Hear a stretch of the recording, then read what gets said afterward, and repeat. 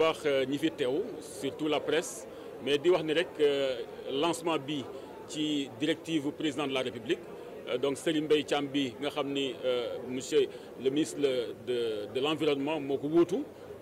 foofu na donc pour dire tout simplement que nekk na loo xam ni lu am solo la di wax ni rek projet bi nekk na projet bu ñu wax projet renouvellement collecteur Hann Fann collecteur bi nga xam ni mu ngi toll ci 8 kilomètres mais am aussi li nga xam ni mooy réseau secondaire ak tertiaire dañ ko war a renouveler sur 100 kilomètres di wax ne rek réseau yooyu jël na en compte préoccupation 8 communes donc yi nga xam ne mooy mooy gérer li nga xam ne mooy ndoxu tooke yi di wax ni aussi projet bi jël na en compte li nga xam ni mooy matériel donc dispositif donc d'exploitation bi nga xam ni ONAS soxla woon na ko di wax ni rek aussi problème inondation yi dana am équipement yoo xam ni projet bi dana ko jox donc di wax ni rek nekk na loo xam ni urgence la woon nekk na un danger public parce que affaissement yi depuis plusieurs années da doon continuer di bëri te di wax ni rek waxuma vraiment insécurité bi mais di wax ni aussi li ñu doon dépenser ci vraiment ci fonds pour réparer dafa nekk loo xam ne aussi dañ doon wax ni pertement la donc projet bi nekk na loo xam ne vraiment à l'aide seulement de ce groupement là groupement Synergie Afrique ak Enan Chine ak accompagné par la Banque Société Générale donc mu permettre ñu vraiment jël en charge vraiment préoccupation bi nga xam ni mooy préoccupation population mais préoccupation bi nga xam ni mooy aussi bu chef de l'État bi nga xam ni vraiment depuis 2015 donc ñu ngi vraiment nekk ci projet bi heureusement yàlla sottal na ko ba travaux yi war na commencer tey et d'ici 24 mois donc ñu mën a finaliser carrément projet bi.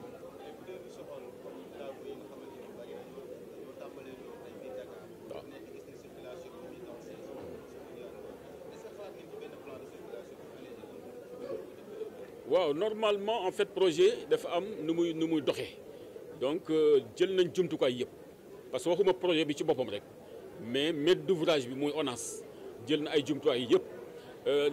les préfets le gouverneur ci kaw ak les sous-préfets les maires ñoom ñëpp dañ ci associé ba nga xam ni lépp lu ñu def rek dañu nekk ak ñoom mu nekk loo xam ni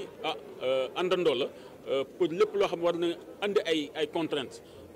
mu bokk ci li nga xam mooy déplacement nit ñi déplacement oto yi yooyu yëpp dañ ko jël en compte pour réalisation mën a aw yoon donc di wax ne rek li nga xam ni surtout moom la ñu war a orienter mooy déviation yi la ñu war a jël des dévoiements pour éviter déplacement yu bëri yi nga xam ni déjà nekk nañ ci kaw collecteur bi donc su mënee def déviation yi mën a wàññi ou bien éviter carrément li nga xam ni mooy empêchement bi donc di wax ni rek dalal ñi nga xam ni ñoo nekk ci kaw collecteur bi di leen wax ni rek dañ def tout pour que ñi ñu war déménager mu nekk ñoo xam ni ñu néew lay doon donc loolu suñ ko defee rek je crois que dana préserver li nga xam ne mooy impasse yi waroon xaar ci li nga xam ne moom la ñu war a fay ci borom projet bi di vraiment dalal xel ñëpp di gërëm ñëpp population bi aussi di wax ne rek seen projet la donc impliqué wu ci dañu mettre en place des comités vraiment donc de vigilance des comités de gestion avec les collectivités territoriales avec les populations et les associations communautaires de base pour que mu nekk vraiment projet inclusif participatif pour que évidemment population bi gis seen bopp donc finalité bi mooy d'ici 24 mois vraiment projet bi mën a yemb au bénéfice tout simplement des populations pour vraiment un assainissement durable et pour un meilleur cadre de vie de notre population je vous remercie. di wuutu sunu naataango di ministre Serigne Mbaye Thiam ministre de l'eau et de l'assainissement pour def li nga xam ne moom mooy lancement travaux yi nga xam ne mooy yeesal collecteur bi nga xam ne moom lañ tuddee collecteur Hann Fann waaye yeesal lu toll ni 100 kilomètres de réseau secondaire et de réseau tertiaire ñi nga xam ne ñu ngi nekk ci biir Ndakaar waaye toppatoo li nga xam ne profité waale ci amaale matériel bi nga xam ne walla ay équipement dina faciliter lépp loo xam ne mooy exploitation réseau bi projet boobu nag mu ngi war a coûter lu toll ni 82,860 milliards de francs CFA. dama bëggoon remercier autorités administratives yi ak autorités territoriales yi jaajëfal bu baax le directeur général bu ONAS ci organisation parfaite bi nga xam ne ak population de la région de Dakar ci organisation bi ak seen teewaay ak accueil bi nga xam ne moom la ñu jagleel. damay fàttali ni yeesal li nga xam ne moom mooy collecteur Hann Fann nekk na ci priorité yi nga xam ne son excellence monsieur le président de la république du jóg di fàttali priorité boobu ci wàllu yeesal collecteur boobu parce que collecteur boobu nekk na collecteur bu yàgg bu weesu lu ëpp près de 70 ans bi ñu ko tabaxee ba léegi te collecteur boobu mun na indi ay jafe-jafe ci population yi saa su nekk parce que gis nañ ne am na ci ay bërëb yu bëri yu commencé am ay affaissement mais li ci gën a doy waar mooy identifier nañ lu toll ni téeméer ak juróom-ñeent édifice yoo xam ne dañ ko tabax ci kaw collecteur bi lu demee ni 99 yoo xam ne ay bâtiment la ay kër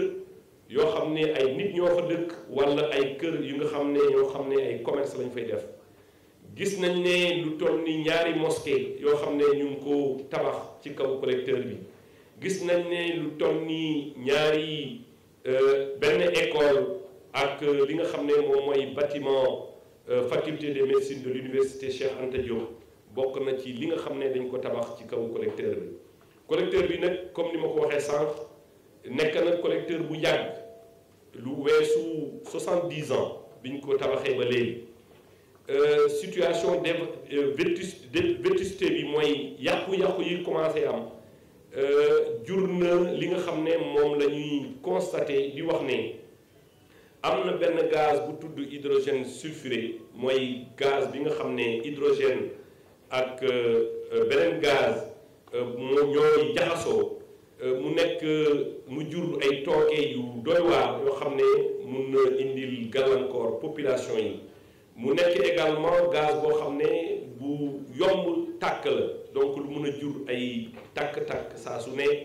waaye mu nekk également gaz boo xam ne xeet bi boo ko noyyee dafay indi ay jafe-jafe yu bëri gis nañ ne xale yi fi jaar sànq def sketch ñu ngi ñaxtu ci xeet bu bon bi nga xam ne moom la population yi di noyyi guddi ak bëccëg di wax ne président de la république dafa joxe ay tegtal yu leer pour que ñu toppatoo projet bi nga xam ne bokk na ci projet yu am solo yi nga xam ne bàyyi na ko xel bu baax a baax muy yeesal collecteur Hann Fann ci délai boo xam ne du weesu début d'année 2024 bu soobee yàlla gis nañ ne nag liggéey boo sumb mu nekk liggéey bu am solo liggéey bu toll nii ñu war ko amalee ci dëkkuwaay ci dans les zones urbaines du ñàkk mu jur ay gàllankoor ci wàllu dem ak dikk du ñàkk mu jur ay gàllankoor ci yeneeni fànn waaye ñu ngi ñaan population yi ñu dawal compréhension bi parce que collecteur bi nekk na loo xam ne mënuñu koo ñàkk a def parce que ñàkk koo def mooy bàyyi population yi ci situation yoo xam ne mun na indi ay jafe-jafe saa su nekk maa ngi gërëm ñëpp di sant ñëpp di sant partenaires yi nga xam ne ñoom ñoo ñu gunge muy la société générale muy groupement énergie Chine aussi bi nga xam ne bokk na ci ñi nga xam ne ñoom la ñu tànn pour études yi ak liggéey bi ñoo ngi leen di jaajëfal di leen wax ne président de la république son excellence Macky Sall bàyyi na xel bu baax li nga xam ne mooy liggéey yi pour que ñu daal di koy def H24 guddi ak bëccëg ñu taxaw ci pour que liggéey boobu mun a gën a yemb parce que Dakar mu ngi màgg gis nañ ne bi ñu tabaxee collecteur bi ba léegi depuis 70 ans Dakar fi mu nekkoon ak fu mu toll léegi ci wàllu dëkkuwaay ci wàllu population yaakaar naa ni weesu na lu bare dimensionnement bi nga xam ne defoon nañ ko ci njëlbeen maa ngi leen di sant maa ngi leen di gërëm wasalaamualeykum wa rahmatullah